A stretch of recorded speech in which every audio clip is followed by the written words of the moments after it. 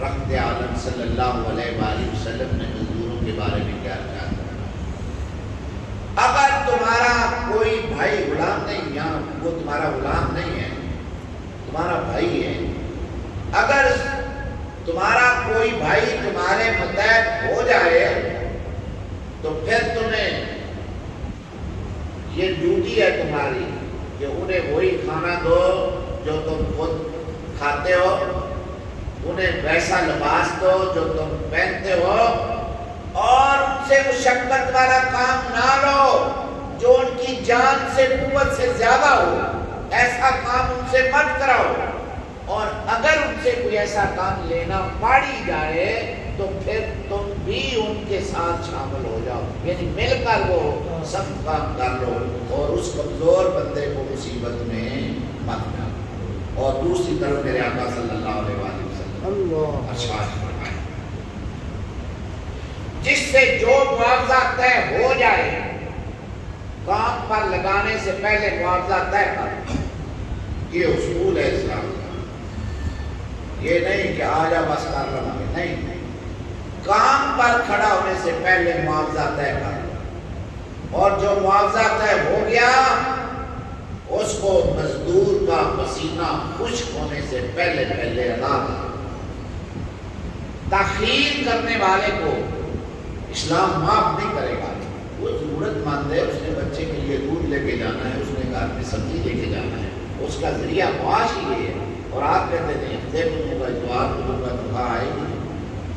اگر آپ کے پاس پیسے نہیں ہیں تو کیوں اس سے مزدوری لیتی ہے؟ اسلام کہتا ہے کہ معاوضہ طے کرو، اور اس مزدور اور بے روزگار کو جب مزدوری کا وقت ختم ہو تو اس کا پسینہ خشک ہونے سے پہلے اس کا معاوضہ ادا کر۔ اور رسول اللہ صلی اللہ علیہ وآلہ وسلم نے اس سلسلے میں ارشاد فرمایا، سنو اللہ اور اس کا رسول ہمارے لیے کیا کیا ارشادات فرمایا کہ اللہ تعالیٰ حضور نے فرمایا کہ اللہ تعالیٰ فرماتا ہے قیامت کے دن 3 بندوں سے میں خود جھگڑا کروں گا۔ اللہ فرماتا ہے میں ان سے جھگڑوں گا 3 بندوں سے۔ وہ کون 3 بندے ہیں جن سے اللہ جھگڑا کرے گا؟ اللہ فرمائے گا ایک وہ بندہ جس نے اللہ کی قسم کھائی ہو اور وعدہ کیا، اللہ کی قسم کھا کر کسی سے وعدہ کیا ہو اور اس نے وہ وعدہ پورا نہ کیا ہو، اللہ فرماتا ہے قیامت کے دن میں خود اس سے جھگڑا کروں گا اور اس بندے کی مخالفت کروں گا۔ اس بندے کی اللہ فرماتا ہے میں خود مخالفت کروں گا جس نے میری قسم کھا کے کسی کے ساتھ عہد کیا ہو اور پھر اس عہد کو توڑ دیا ہو، وعدہ کیا ہو اور پھر وعدے کو پورا نہ کیا ہو، تو قیامت کے دن میں خود اس سے مناظرہ کروں گا، اس سے تکرار کروں گا اور اس کی مخالفت کروں گا۔ تو سوچے جس کے ساتھ تکرار کرنے والا اللہ ہو جائے قیامت کے دن، یا مطالبہ کرنے والا اللہ ہو جائے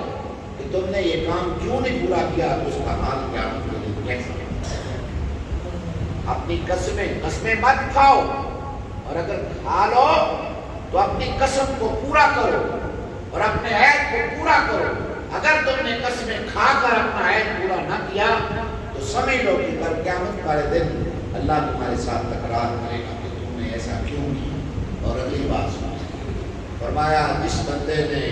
کسی آزاد بندے کو پکڑ کر بیچ دیا، غلام بنا کر بیچ دیا اور اس کا معاوضہ کھا لیا، اللہ فرماتا ہے کہ کل قیامت والے دن میں اس کی طرف سے اس بندے کے ساتھ تکرار کروں گا کہ تم نے میرے آزاد بندے کو بیچ دیا اور اس کی قیمت کھا لی۔ اور تیسرا فرمایا جس نے کسی بندے سے کوئی کام لیا، مزدوری لی، اور اس نے پوری مزدوری کر دی اور اس نے اس کا معاوضہ نہ دیا، تو اللہ فرماتا ہے کہ قیامت والے دن میں اس بندے کی طرف سے اس بندے کے مخالف کھڑا ہوگا، اسے تکرار کروں گا کہ اس نے پوری مزدوری کی